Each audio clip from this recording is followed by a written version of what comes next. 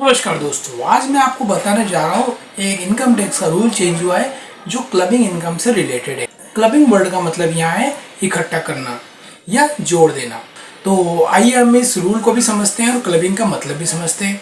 तो जैसे clubbing word को मैं समझा देता हूँ। क्लबिंग वर्ड का मतलब है किसी एक पर्सन की आय को उस दूसरे पर्सन की आय में जोड़ देना। जैसे वाइफ की इनकम को हस्बैंड की इनकम में ऐड कर देना। जैसे उदाहरण के लिए मिस रमेश ने अपनी वाइफ के नाम 5 लाख की एफडी करी। उस एफडी से उनकी वाइफ को 40,000 रुपये का ब्याज मिला। तो यहाँ ब्याज वाइफ की इनकम नहीं मानी जाएगी बल्कि हस्बैंड की इनकम मानी जाएगी और हस्बैंड की इनकम में उसे जोड़ दिया जाएगा। तो यहाँ पर ये क्लबिंग हो गया, इनकम का क्लबिंग। अब हम समझते हैं इनकम क्लबिंग का रूल क्या था, पुराना रूल क्या था और नया रूल क्या है। पुराना रूल यह था कि अगर कोई व्यक्ति अपनी इनकम का कोई हिस्सा अपने पेरेंट्स को या पत्नी को या बच्चों को ट्रांसफर कर देता था तो उस इनकम को उसी व्यक्ति की आय में वापस एड बैक कर दिया जाता था, मतलब जोड़ दिया जाता था। इस प्रकार उसकी इनकम को क्लबिंग कर दिया जाता था। एक से मैं एक उदाहरण के थ्रू समझाता हूँ आपको। उदाहरण के लिए मिस्टर सुरेश एक कंपनी में मैनेजर हैं।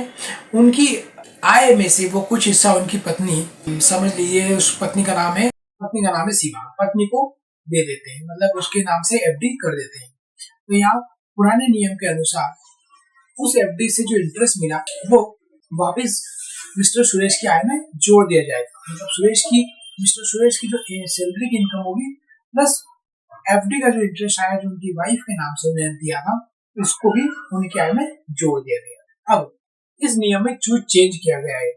अब हम नए चेंज की बात करें। नए चेंज में क्या है, अगर कोई व्यक्ति अपनी पत्नी या बच्चों को अपनी आय का कोई हिस्सा ट्रांसफर करता है और उसके पत्नी या बच्चे प्रोफेशनली स्किल्ड हो या उन्हें टेक्निकल नॉलेज हो और वे उस नॉलेज के थ्रू अर्निंग कर रहे हैं, तो इस केस में ट्रांसफर करने वाले की आय में उस आय को नहीं जोड़ा जाएगा, मतलब उस आय को वापस नहीं जोड़ा जाएगा। मैं इसे एक एग्जाम्पल, मिस्टर सुरेश एक बैंक मैनेजर है और उन्होंने अपने बेटे के नाम से 5 लाख की एफडी बना दी।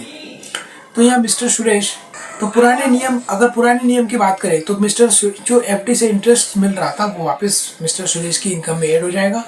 लेकिन अगर हम नए नियम की बात करें तो एफडी से जो इंटरेस्ट मिलेगा, हाँ नए नियम की बात करें तो अजय एक स्किल्ड है, एक प्रोफेशनल है और वो कोचिंग पढ़ाते हैं। तो यहाँ पर चूंकि अजय खुद भी अर्निंग कर रहे हैं तो इंटरेस्ट का जो ब्याज मिल रहा है वो मिस्टर सुरेश के इसमें ऐड नहीं होगा बल्कि मिस्टर अजय जो उनका बेटा है अजय उसकी इनकम में जो जोड़ा जाएगा। तो मतलब इसके टैक्स की लायबिलिटी अजय की होगी न कि मिस्टर सुरेश की होगी। तो ये है क्लबिंग का नया नियम। इसे आसान बनाने के लिए इसमें चेंज किया गया है।